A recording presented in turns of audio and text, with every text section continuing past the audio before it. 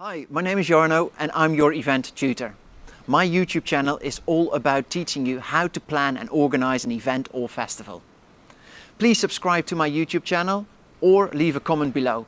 But first, enjoy this video. My name is Nick Algee and I do a lot of independent contracting with different festivals from both sides of the country, of various departments dealing with the operations and logistics of throwing a festival.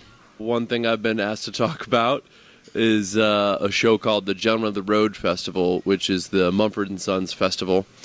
Last year I had the opportunity to do the waste management contract for the event, and what we did is basically have stations where patrons could throw refuse that was either destined for the landfill, the recycling center, or compost that can ultimately be turned back into soil.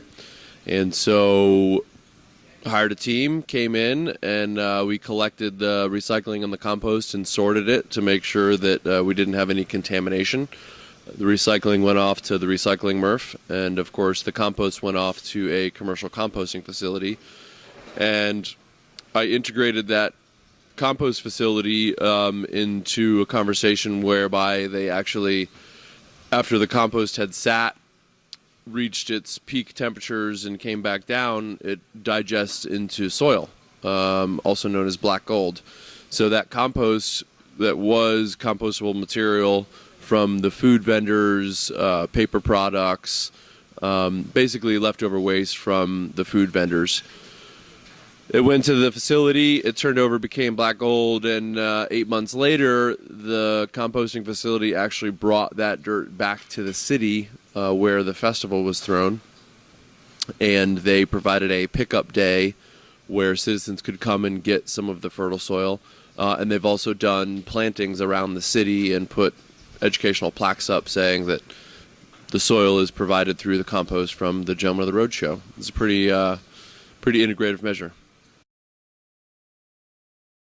Humans have gathered since the dawn of time. One of the things we do is gather and celebrate. And here in the festival industry, there is a lot of opportunity to innovate and find better ways where we can throw festivals but minimize our impact by reducing the amount of resources. So what that looks like on a holistic level from the beginning to the end is it incorporates a lot of different things, like creating incentive programs so that your fans are carpooling and minimizing the number of cars that are actually driving to the site. You can create incentive programs to get your patrons to go around and explore some of the educational things that are happening. Invite local nonprofits out to talk about their issues of what they're working on locally with regards to ecological issues or social issues. Sustainable event management. It's a wide variety of things. It's looking at all the resources that you have. When you think about a waste program, I always encourage folks to identify their procurement plan. So rather than thinking about the waste you're going to have, think about your inputs and identify what you know is going to be coming on to the site. Thereby you will understand what your waste stream looks like if you really look at your procurement, your purchasing plan with a fine magnifying glass. A lot of times there's big visual design builds and building materials. That's a waste product. Well, rather than just throwing it into a dumpster, there's a lot of things you can do with those building materials and help the surrounding communities where you live so that they're receiving the abundance. Trash is just a lack of imagination, right? As a good buddy of mine, Jason, says.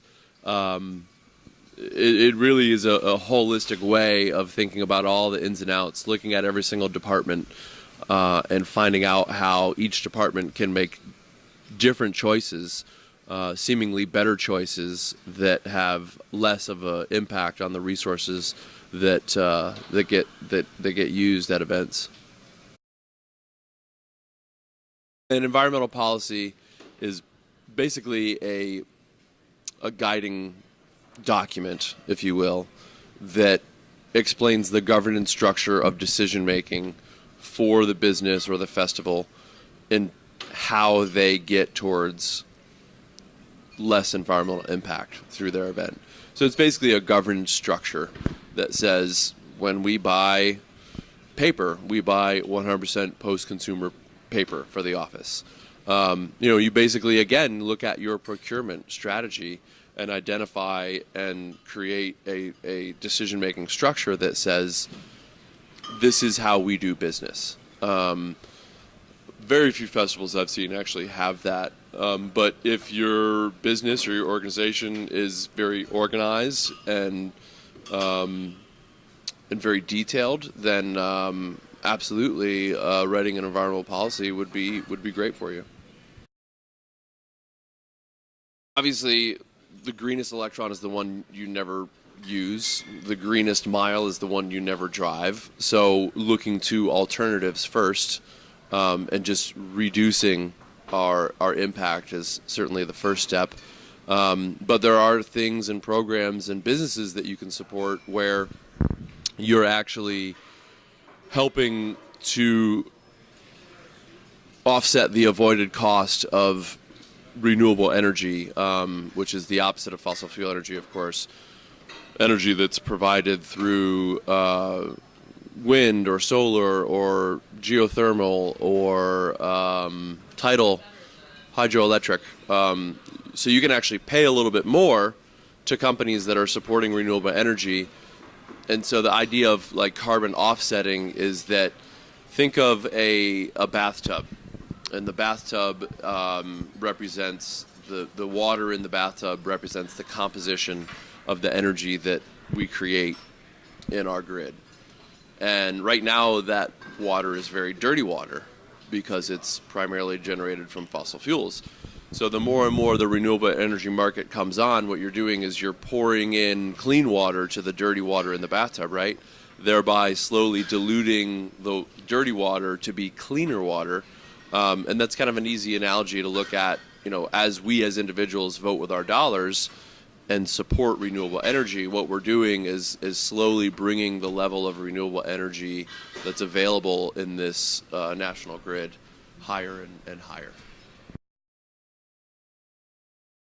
I would say somebody who listens, who is able to identify people's interests and skills and talents and align them with tasks and projects that suit their needs and where they're at.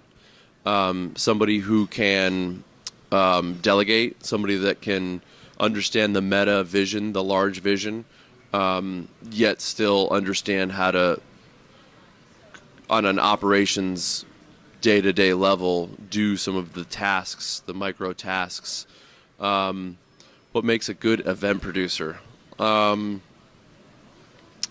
Someone who just has compassion for the world and where we are and sees the opportunity that events provide. I hiked on the Appalachian Trail in 1999, and I realized that my work here this lifetime is really around building better reverence for nature within humanity, within the context of humanity. And I thought of, okay, where are people open to new messages? The classroom, tours that go from community to community, and the festival industry. And my life has been very committed to